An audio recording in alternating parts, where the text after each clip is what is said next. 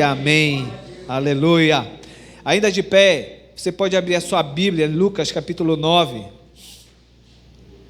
Lucas capítulo 9, versículos 51 e 56.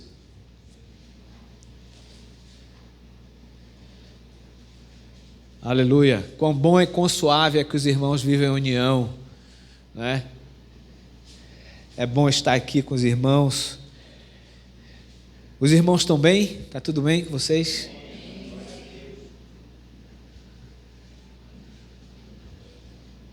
Glória a Deus. Então, quero que você leia comigo.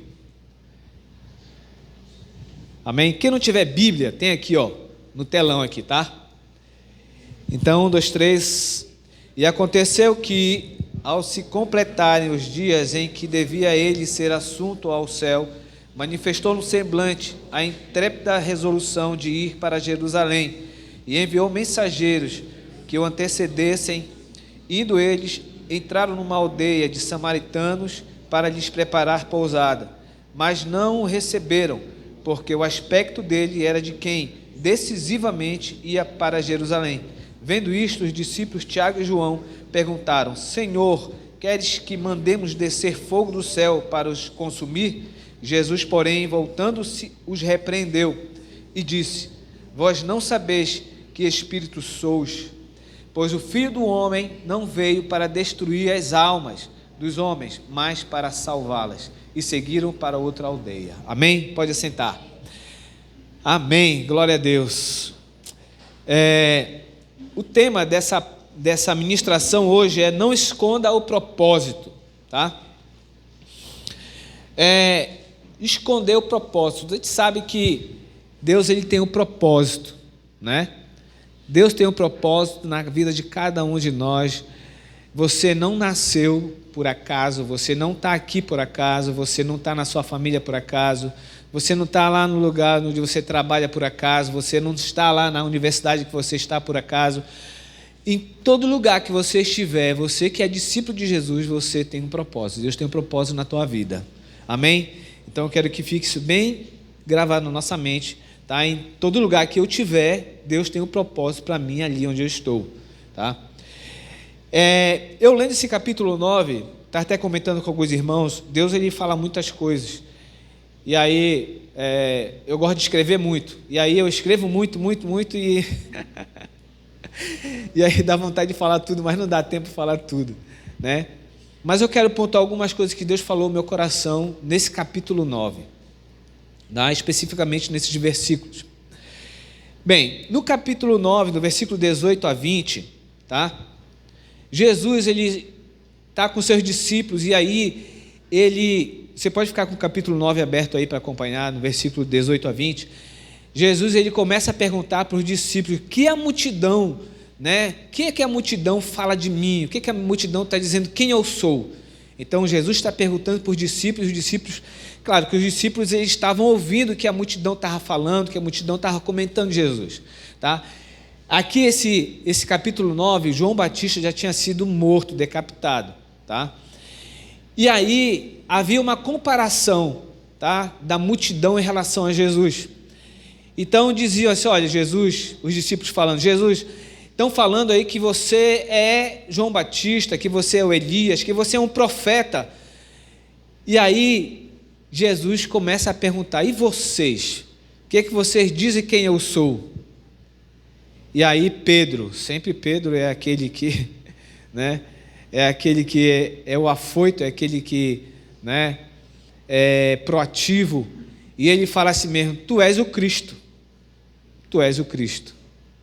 Então, no início dessa palavra, eu queria separar duas coisas aqui. Existe a multidão e existe os discípulos, tá? Sendo que esses dois grupos aqui seguiam Jesus, tanto a multidão quanto os discípulos de Jesus. Só que a visão da multidão e a visão dos discípulos eram diferentes, tá? A multidão ela enxergava Jesus apenas como um profeta, um homem que era usado por Deus poderosamente, realizava vários milagres, maravilhas, e estavam comparando ele com os outros homens. Só que Pedro teve a revelação de Deus que ele era o Cristo. Olha lá, Pedro falou assim mesmo: tu és o Cristo, tá? Tu és o Cristo. Então, existe uma diferença muito grande de Jesus e o Cristo, tá? A gente sabe que Jesus, ele é o próprio Deus, né? Tomou a forma humana, que a palavra de Deus diz, né? Ele não teve a usurpação ser igual a Deus, mas viveu uma vida humana, tá? Ele tomou a forma da humanidade. Então, esse era Jesus. Mas o Cristo não, o Cristo era algo, né, que era o Messias, que era aquele que vinha executar a obra de Deus, o Cristo, né? Então aí você via, né, pessoas que enxergavam, a multidão enxergava Jesus, o Cristo, como apenas Jesus. Eles não tinham a revelação de quem era Jesus, que ele era o Cristo. Mas os discípulos não. Então eu queria primeiro pontuar a primeira coisa aqui nessa noite, é que existe a multidão que não tem intimidade com Deus, mas tem os discípulos que têm intimidade com Deus. Então, Deus, ele traz revelação para os íntimos dele, tá? Então, eu creio que você é um íntimo de Deus e Deus tem se revelado para você de muitas maneiras, tá? De tal maneira que a tua vida, o que você fala, o que você vive, é muitas vezes loucura para a multidão, porque eles não têm a revelação de Deus. Então, a multidão disse: ele é João Batista, Elias, é um profeta, né? E Pedro disse: não, você é o Cristo, tá? Você é o Cristo. A multidão, ela só enxerga para baixo, ela não consegue olhar para cima, tá?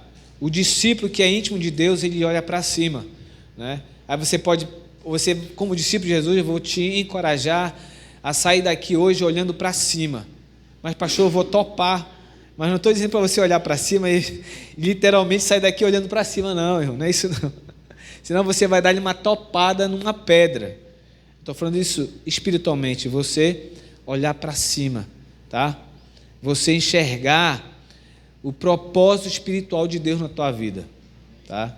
Isso vai ter uma mudança radical na tua vida, tá? Quando você começa a olhar para as coisas eternas, para as coisas que não são perecíveis, as coisas que não findam, ou seja, coisas eternas. Esses são os discípulos que são íntimos de Deus, que é onde há a revelação, né, das coisas eternas. A multidão vê só o terreno, só as coisas terrenas. A multidão, ela quer o quê? Ela quer apenas viver o agora, sabe?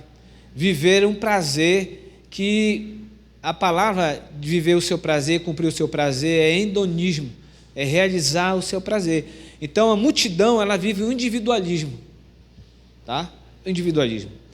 Aqui nesse mesmo capítulo 9 tem a primeira multiplicação dos pães, tá? E no João capítulo 6 também tem a multiplicação dos pães, onde aquele povo, aquela multidão ia atrás de Jesus com apenas um objetivo, era receber as bênçãos, tá? Era apenas isso, receber as bênçãos. Por quê? Porque eles não tinham condições de enxergar o espiritual, não tinham condições de enxergar o espiritual. Então, o que é que eles queriam? Apenas saciar as coisas materiais, sabe? O seu corpo, sabe? O seu estômago, tá? Então, eles não têm condições. Então, a multidão, a gente percebe que a multidão, que é o mesmo grupo que seguia Jesus, eles só conseguiam ver o terreno e não o espiritual. Agora, o discípulo não. O discípulo, que é íntimo de Deus, ele olha para o céu, ele enxerga e vê o espiritual, tá? De tal maneira que, e hoje eu entendo isso, né, pela própria experiência da minha vida com Deus, né, eu digo para vocês que hoje eu não me entristeço por passar por qualquer tipo de necessidade, tá? Necessidade financeira, necessidade física, material, porque eu já sou experimentado, eu já passei por momentos difíceis. E Cristo me sustentou, e Ele tem me sustentado. Ele tem levantado pessoas, sabe, para me abençoar. E aí tem um processo, né, que acontece nessa questão, né?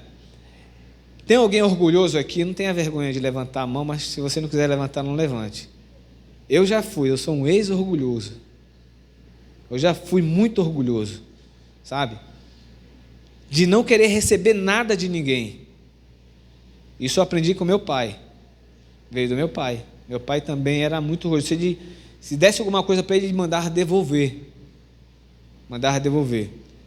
Mas aí Deus me tratou e fez eu enxergar e ver o céu e ver o espiritual, porque a Bíblia diz que Deus é que me dá todas as coisas vêm dele, pode ser de qualquer pessoa que venha te abençoar com algo, né? Tem até uma frase aqui, que era, não sei se é o Renato que fala, ou foi o pastor Jorge que falou, se alguém te dá alguma coisa, te abençoar, você diz mesmo para ele, deixa Deus te usar, não é isso, Renato?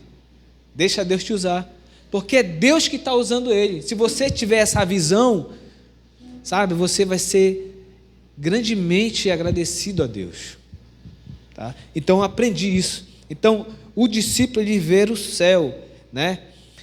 E o discípulo que é íntimo de Deus, ele não é dessa terra, ele entende que ele está aqui de passagem, tá? E ele vai olhando para cima, e ele não tropeça. Ele não tropeça, porque Deus, ele dá revelação e discernimento, sabe? Ele direciona, ele usa pessoas, sabe, para te dizer, irmão, não é por aqui, é assim, assim. Ele usa o discipulador para te direcionar, sabe, para te fazer caminhar com passos firmes na rocha, sabe? Então esse é o discípulo. Então aqui, né, antes de chegar no versículo que é os versículos da pregação, da ministração, eu queria ressaltar essas coisas, esse contexto, tá? A multidão ela é antropocêntrica. O homem é o centro, tá? O homem é o centro de todas as coisas, tá? E aí a gente vê o individualismo, a pessoa viver só para ela, sabe, ela quer vencer, sabe? E muitas vezes ela quer vencer em cima de outras pessoas, sabe? E não tem barreira para ela, porque ela tem que vencer, ela tem que ganhar. E é o homem que é o centro. Eu sou, sabe? Quando Moisés perguntou para Deus, qual é o teu nome? Deus disse assim, olha, eu sou. Quando ele fala isso, eu entendo assim, eu sou e tu não é nada. Entendeu? Eu sou e tu não é nada. Então, quando o homem que é antropocêntrico, que diz que ele pode, ele é da multidão. Ele é da multidão, não tem ninguém aqui assim, não. A multidão também é templocentrista, tá? Ela é templocentrista, ou seja, é o templo que é, sabe, o real objetivo dela, ela é definida pelo templo, sabe, o lugar, esse templo aqui. E ela acaba sendo uma pessoa ativista, sabe? É muita atividade no templo, sabe? Então, acaba sendo também uma pessoa que é antropocêntrica, é ela, porque muitas vezes ela está fazendo, sabe, para mostrar que ela está fazendo, para as pessoas, tá? Agora, o discípulo verdadeiro de Jesus, o discípulo que é íntimo de Deus, íntimo de Jesus, ele é cristocêntrico. Cristo é o centro. E aqui essa igreja é cristocêntrica. Ela não é antropocêntrica e ela também não é templocêntrica. Mesmo porque só temos uma reunião aqui de domingo. Só domingo. O resto das reuniões é nas casas, é nos lares, é numa lanchonete, é num hamburgão, é numa pizzaria, onde a gente está falando a palavra, o discipulado, entendeu? É nas casas, os grupos familiares. A gente teve a palavra, teve a ministração da escola bíblica passada, e a gente falou sobre igreja. Quem é igreja? Eu sou igreja. Eu sou igreja. Não, eu sou templo do Espírito Santo de Deus. Quando nós nos reunimos, nós somos igreja. Então a igreja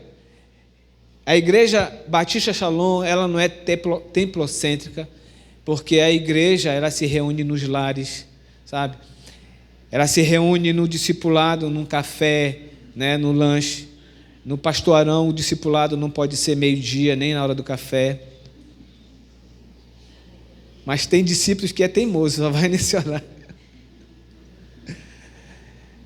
Então esse é o discípulo que tem intimidade com Deus. Ele enxerga, sabe, a grandiosidade, sabe, a valiosidade, o tesouro que é o espiritual, que é o céu. Então o discípulo, quando ele anda, ele olha andando para o céu e não tropeça, sabe, porque ele está firme na rocha, ele está olhando para Jesus. Amém? Escutei um amém. No versículo 23, isso aqui é só a introdução, tá, irmão? Versículo 23, você já conhece, diz assim mesmo, olha: se alguém quer vir após mim, a si mesmo se negue, dia a dia tome a sua cruz e siga-me. A multidão não entende isso. O discípulo íntimo entende isso, tá? E aí, irmãos, todo dia você acorda, né?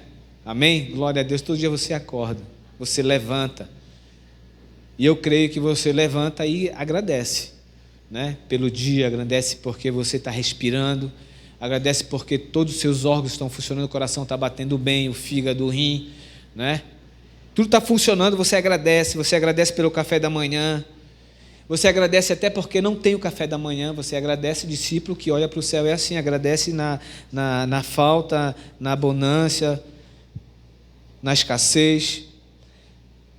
Mas você não pode esquecer de uma coisa, isso você não pode esquecer. Todo dia que tu acordar, você tem que lembrar de não esquecer de levar uma coisa: a sua cruz. Você não pode esquecer de levar a sua cruz. Como está escrito aqui, ó, dia a dia. Dia a dia você tem que levar a sua cruz. Hoje, amanhã, depois, sempre. Todo dia que tu levantar, você vai assim, olha a minha cruz ali, pega ela e leva a cruz. Entendeu? Leva a cruz. Isso a multidão não entende, porque cruz, a gente sabe que cruz, a gente já aprendeu isso, cruz ele simboliza morte. Sabe? Morte. Cruz, você tem que ser pregado na cruz, mas só que você não se prega sozinho, você tem que ter alguém para te pregar na cruz, tá? E eu sei que você tem na sua vida vários carrascos na sua vida para te pregar na cruz, porque quando você vai para a cruz, você vai sozinho, e sempre depois da cruz vem algo bom na tua vida, vem a vitória, porque quando você vai para a cruz, você vence algo na tua vida, você é transformado, você é mudado, o seu entendimento do que é o reino de Deus aumenta, você enlarguece as suas tendas espirituais. Então você tem que ter alguém, né, todo dia que você pegar a sua cruz, não esquecer dela, e você vai para o trabalho, vai para a universidade, vai para todo lugar, quando você for, você vai estar com a sua cruz e vai ter alguém para te pregar na cruz. Ou seja, alguém que vai te confrontar, alguém que vai, sabe, pisar no teu calo, alguém que vai, sabe, quando você vai estacionar o carro na rua da sua casa, alguém vai lá brigar com você, porque você não vai deixar de estacionar na frente da sua casa, colocar pedra, colocar um monte de coisa. Eu estou falando de mim. Aí eu tenho que engolir o sapo, né? Eu tenho que deixar de... Teve um dia que eu fui fazer uma visita para um jovem, e aí eu levei minha cruz e quase que eu não deixo o carrasco me pregar na cruz. Quase. Porque o velho homem veio, eu estava no meu direito, 100% no meu direito. 100% no meu direito. Né? Mas aí o Henrique Filho apareceu, ficou do meu lado, eu olhei assim para ele. Agora sim, pô, tem dois contra um. Brincadeira, tem que confiar em Deus. E aí, o inimigo queria que houvesse uma briga ali, na rua. Pastor Henrique, brigando na rua. Eu ia fazer uma visita. O inimigo é sujo, o inimigo não quer que tu vá para a cruz. O inimigo não quer que você vá para a cruz. E aí, graças a Deus não aconteceu nada. Respirei, entrei em casa, tirei meu carro, botei bem longe, né, de onde não queria que eu colocasse. E aí depois eu pedi perdão para Deus.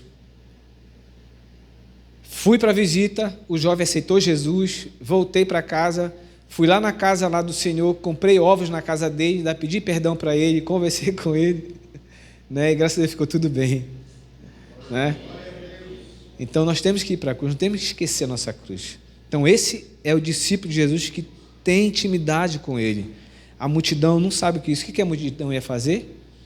A multidão ia, esse é o meu direito, ia brigar, né? Ia discutir. Então esse não é o nosso papel.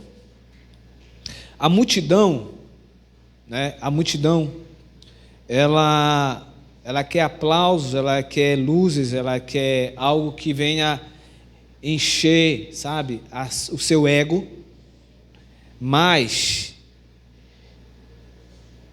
o discípulo de Jesus não. O discípulo de Jesus, ele entende que ele tem um propósito. E que é o propósito? Como eu falei para vocês, todos nós temos um propósito na nossa vida, né? Você tem um propósito, aquele que é até o menor, até o maior, Deus tem um propósito na sua vida. E o que é o propósito? O propósito é o cumprimento do plano e da vontade de Deus na nossa vida. Então, propósito tem a ver com vontade de Deus, tá? Tem a ver com desígnios, planos de Deus na nossa vida. Agora, Romanos 12:2 diz que a vontade de Deus, que Deus quer que se cumpra em nós, ela é boa, agradável e perfeita. Esse é o propósito de Deus na nossa vida, tá? Para servir, né, a vontade de Deus, ou seja, o propósito de Deus, nós temos que fazer o quê? Romanos 12:2 diz o quê? Que nós temos que não tomar a forma humana, a forma desse mundo, desse século. Nós não temos que tomar forma, ou seja, é que eu estava conversando ali com Pedro, sobre, que é o nosso visitante, sobre o efeito manada. Você já ouviu falar do efeito manada? Onde uma multidão faz, a manada vai, onde todo mundo vai, os outros vai tudo atrás, entendeu? E o que um faz, todo mundo faz. Então esse efeito manada, que é da multidão, muitos discípulos estão fazendo a mesma coisa. Ou seja, é a tal da normatização do mundanismo na igreja. Tá? Então, quando eu falei para vocês que tem a multidão e os discípulos de Jesus, nas igrejas existe a multidão e existe os discípulos de Jesus. Tá? Eu quero que você entenda isso. Porque quando a gente fala assim, mesmo a multidão, a gente pensa só o pessoal que não conhece a Cristo. Tá? Mas eu quero dizer para vocês hoje que a gente fica alarmado e triste. Por quê? Porque a gente tem que fazer um avivamento de tal maneira que a gente não venha mais pregar para fora, mas a gente venha pregar dentro. Evangelizar dentro da igreja. Para que muitas pessoas venham se converter de novo, me ajude aí. Reconverter, valeu, Gutenberg, isso é uma benção. Reconverter de novo.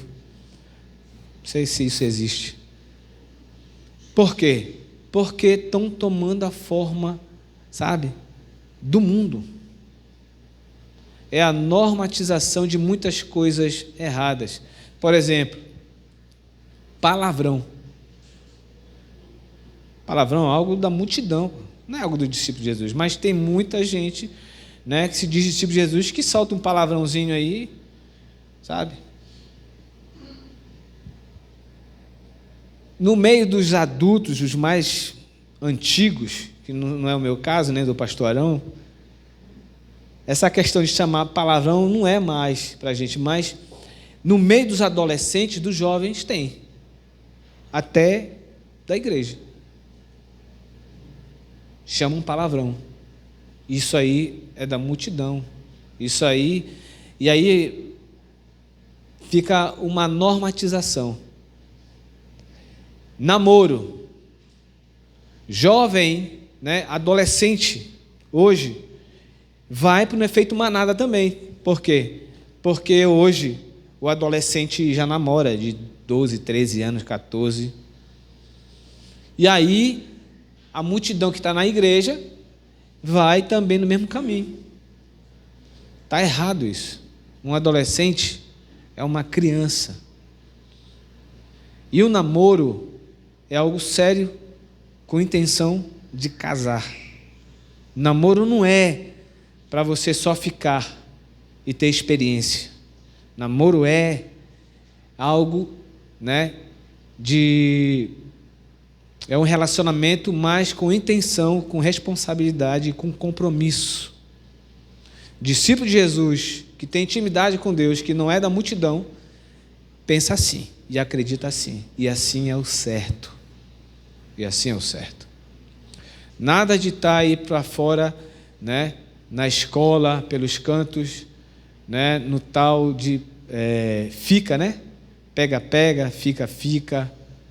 Está errado isso. Isso é do mundo, sabe? Isso não é de Deus. Então, você adolescente, sabe? Que está tomando esse pensamento, saia fora. Corre, né? Corre que nem José, né? José, quando viu, né, a mulher de Potifar, o que é que ele fez? A unção das canelas. Corre, sai fora, corre mesmo, entendeu? Corre. Por quê? Porque eu e você, nós temos um propósito. E aqui, que nós lemos aqui no versículo 51, 49, 51, 51, diz que Jesus, que é o nosso modelo, que é o nosso exemplo maior, ele não escondia o propósito, sabe? No rosto de Jesus estava estampado o aspecto, sabe? Estava manifestado no semblante dele, sabe? Uma resolução, uma intrépida resolução de ir para Jerusalém. Porque Jesus já tinha anunciado que ele ia padecer na mão dos homens, que ele ia morrer. Então isso ele não escondia. Ele ia para a cruz. E ele queria cumprir, e ele cumpriu o propósito de Deus na vida dele. E Deus, ele quer cumprir o propósito dele na tua vida também, e na minha vida. Jesus chegou ao ponto de dizer assim lá em João, no Evangelho de João, dizer que a minha comida é fazer a vontade do Pai, sabe? A minha comida é fazer a vontade do Pai. Então, não tem como negociar o propósito de Deus na vida de Jesus.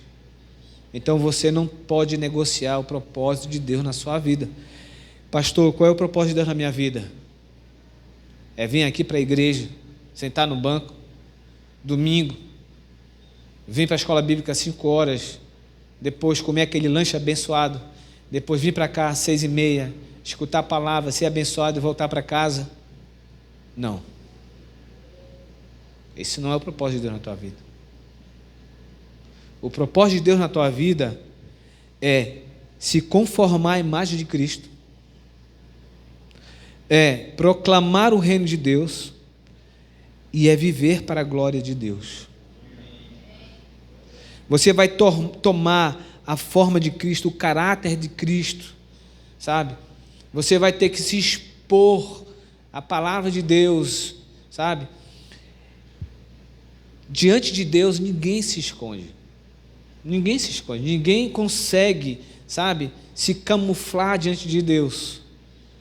Eu gosto muito de um texto, 2 Timóteo 2,15, que diz que nós temos que nos apresentar diante de Deus como obreiros aprovados, ou seja, apresentar diante de Deus, porque ninguém consegue se esconder de Deus.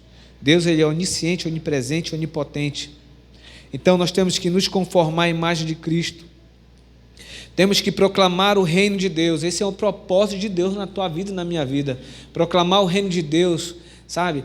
Nos grupos familiares, sabe? No meu trabalho, em casa, em todo lugar. Proclamar o reino de Deus, pregar a palavra de Deus, né? 2 Timóteo diz que nós temos que pregar a palavra de Deus a tempo e fora de tempo, porque os dias são maus. Os dias são maus. Mateus 5, 13 e 14 diz que nós somos o sal e a luz. Nós somos o sal do mundo e nós somos a luz do mundo. Nós não temos que ser, nós somos o sal e a luz do mundo. E nós temos que viver para a glória de Deus. 1 Coríntios 10, 31. Então, esse é o propósito de Deus na minha vida e na tua vida. E Jesus, ele tinha no seu rosto estampado o seu propósito. Então, eu e você, como discípulos de Jesus, íntimos de Deus, íntimos de Jesus, nós não temos que esconder o propósito de Deus na nossa vida. Tem coisas que são lícitas na minha vida e na tua vida, como o nosso trabalho, sabe, a nossa família. São coisas lícitas. Os nossos filhos, mas essas coisas lícitas, elas podem se tornar pecado na nossa vida. A partir do momento que ela vai impedir do propósito, da vontade de Deus se realizar na tua vida, se torna pecado. Então, nós temos que ter muito cuidado. Jesus disse mesmo, eu tenho que trabalhar enquanto é dia, porque a noite vai vir aonde não se pode trabalhar. Você tem um tempo aqui nessa terra. Você não vive nessa terra por acaso, né? As pessoas ficam perguntando, qual é o sentido da vida? Né? Qual é o sentido da vida? Né? E começa a pensar e diz assim, poxa, mas eu nasço careca, sem dente, né? E pequenininho. Aí depois eu vou crescendo, criança, adolescente, né?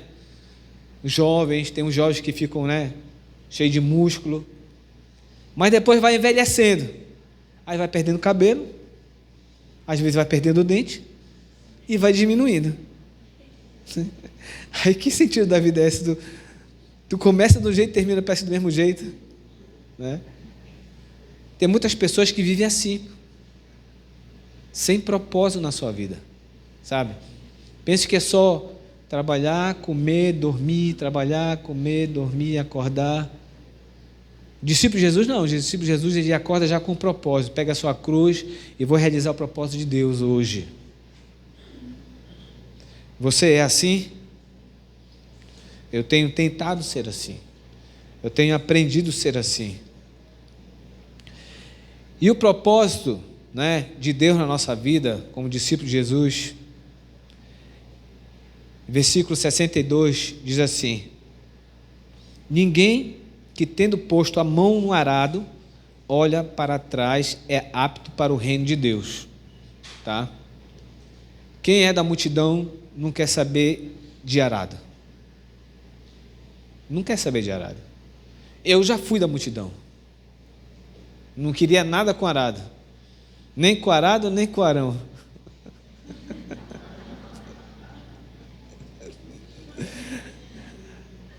Esse é um testemunho meu, porque é verdade, eu não queria nada não. Porque arado, o que é arado? É compromisso, sabe? Arado é você estar olhando para frente, é você não olhar mais para trás, ou seja, as coisas que ficaram para trás, né? O seu passado, as coisas que você fazia antes, você não vai sentir mais saudade se você realmente ser um discípulo e tomar a sua cruz e pegar esse arado, sabe? na obra de Deus, ser um instrumento na obra de Deus, você não vai querer olhar mais para trás, não vai ter desejo mais do seu passado. A multidão não, uma hora ou outra, né, dá uma olhada para trás, mas se olhar muito, vai virar sal. Vai virar sal, uma estátua de sal, a mulher de Ló. Né? Então, o discípulo de Jesus, ele coloca a mão no arado, olha para frente, não olha para trás, porque o que importa agora para o discípulo de Jesus que colocou a mão no arado é para frente, porque Deus, Ele vai te abençoar no presente, e te abençoa no presente, e Ele prepara o teu futuro. Prepara o teu futuro. Porque o passado, né? A própria palavra de Deus diz que os pecados, as tuas mazelas, elas foram jogadas no mar do esquecimento. E é proibido pescar lá. Ninguém pode pescar lá. Nem você, nem eu, nem Deus. Porque Ele esquece. 2 Timóteo 2, 3 e 5 diz o seguinte, que o soldado que foi arregimentado, né, que ele, né, vai militar, ele não se embaraça com as coisas dessa vida. Não se embaraça com as coisas dessa vida. Irmãos, não existe a coisa pior na vida de um discípulo de Jesus, que são as coisas dessa vida, para atrapalhar a obra de Deus na nossa vida, sabe? Tem discípulo de Jesus que está se perdendo. Por quê? Ele está se embaraçando muito com essa vida, com o trabalho, ganhar dinheiro, né? Alcançar o seu primeiro milhão, né? Tem gente que quer alcançar seu primeiro R$1 milhão, entendeu? É verdade. E tem gente que conhece Jesus que quer alcançar seu primeiro R$1 milhão e está fazendo qualquer negócio. E ele está sendo o quê? Multidão, né? Está se embaraçando com as coisas dessa vida. Mas o discípulo de Jesus, que é íntimo de Jesus, ele não se embaraça com as coisas dessa vida, nada prende ele, sabe? Ele é uma flecha, sabe? O discípulo de Jesus, ele é uma flecha, que aonde Deus lançar, ele vai. Ele vai porque ele crê que quem capacita ele é Deus. Ele crê que ele tem dentro dele um tesouro, ele é um vaso, e Deus, ele é o oleiro, e o oleiro é aquele que faz o que ele quer com o vaso. E o vaso, quando ele é preparado, ele tem que ficar no centro. Tá? Tem um engenho lá do oleiro, né, que é um círculo, e o barro tem que ficar no centro daquele engenho, onde é girado, e aí o oleiro vai moldando aquele barro para virar um vaso bonito. Então, para você ficar firme no propósito de Deus, no propósito de Deus que tem para a sua vida, irmão, irmã, você tem que estar no centro da vontade de Deus. No centro da vontade de Deus. É fácil? Não é fácil. É difícil. É difícil. Eu não vou dizer para você que é fácil, porque para mim não é fácil. Não é fácil você tirar um tempo para orar. Não é fácil. Não é fácil você tirar um tempo para meditar na palavra. Não é fácil. Não é fácil você sair do seu conforto para vir para uma vigília. Não é fácil. Você tem que estar no centro da vontade de Deus. E aí, quando você está no centro da vontade de Deus, eu tenho certeza absoluta que Deus, ele te fortalece, que Deus, ele te capacita, que Deus, ele te dá sabedoria, que Deus, ele renova as tuas forças, que Deus, ele cura a tua enfermidade, sabe? Que Deus, ele restaura a tua família. Enquanto você está fazendo a vontade de Deus, enquanto você está fazendo o propósito de Deus, Deus está cuidando de ti, cuidando da tua família, sabe? Restaurando, trazendo daquele que está longe, sabe? Em nome de Jesus. Em nome de Jesus. Na sua caminhada, muitas coisas tentam te parar. Uma coisa que tenta parar os discípulos de Jesus é chamada de ansiedade. A ansiedade é algo que está tão forte hoje, né? Às vezes até parece algo que é assim, chique, né? É verdade. Tem essas pessoas chiques, hoje eu acordei com uma ansiedade, não sei o que, hoje eu vou lá no meu psicólogo, não sei o que, hoje eu fui no meu psicólogo e tal. Mas tem pessoas que estão ansiosas com o dia de amanhã. Tem discípulos de Jesus que estão ansiosos com o dia de amanhã, sabe? Com problemas para resolver, não consegue dormir. Eu já fui assim. Já viu aquela ansiedade que você está preocupado demais com alguma coisa e você não consegue dormir, você fecha o olho e aí você abre o olho e não consegue dormir. Quem já passou por isso? Olha aí, quase 80%. Se você não passar, você vai passar. Estou profetizando na tua vida. Você precisa passar. Porque a gente fica preocupado, sabe? Ansioso. Então, a ansiedade tem a ver com o futuro. Você fica ansioso. Às vezes, a pessoa fica com ansiedade querendo saber o que ela vai ser daqui a 10 anos. Fica ansioso, né? O que meu filho vai ser daqui a não sei quantos anos? Fica ansioso. Meu filho ainda está pequenininho, né? De colo. Meu Deus, o que vai ser? O que essa criança vai ser? Fica ansioso com isso e preocupado, sabe? Isso vai tentando te parar para você não realizar o propósito de Deus na tua vida. A outra é a depressão. A depressão tem a ver com o passado. Sabe? Alguém já pensou assim, poxa, lá atrás, se eu fosse, né, se eu tomasse aquela decisão, se eu fizesse aquilo, eu estaria melhor agora. Aí começa a ficar triste, sabe? Começa a se culpar e muitas vezes começa a ficar deprimido por causa disso. Isso também tenta te parar.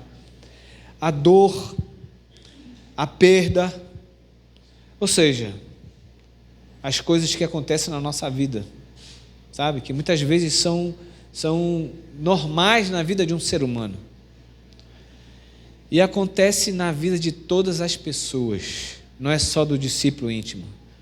A diferença é aonde você está, aonde você está, aonde está a tua força, sabe? Aonde está, né, a tua vontade, está na mão de quem? A tua vida está na mão de quem? Essa é a diferença, né? Jesus, ele não disse que você ia passar por uma fornalha, que você não ia passar por uma fornalha, que ele ia te tirar da fornalha. Jesus não te prometeu que ele ia te tirar da cova dos leões. Jesus não te prometeu que você não ia ter perda. Jesus não te prometeu que você não ia sofrer, que você não ia chorar. Jesus não te prometeu isso. A única coisa que ele te prometeu, que na fornalha, nas covas dos leões, na perda, no desemprego, na doença, ele ia ser 100% presente. Isso é maravilhoso. Isso é maravilhoso. Deus tem um propósito na nossa família. Mas esse propósito da nossa família, que é o principal, que é colocar todos dentro da arca, ou seja, a salvação, que é a coisa mais valiosa, é a nossa salvação, é a nossa redenção, a nossa remissão. Nisso depende se você, na tua família, você está no propósito de Deus. Se você está no propósito de Deus. Se você está vivendo o propósito de Deus na tua vida, a tua família vai ser alcançada.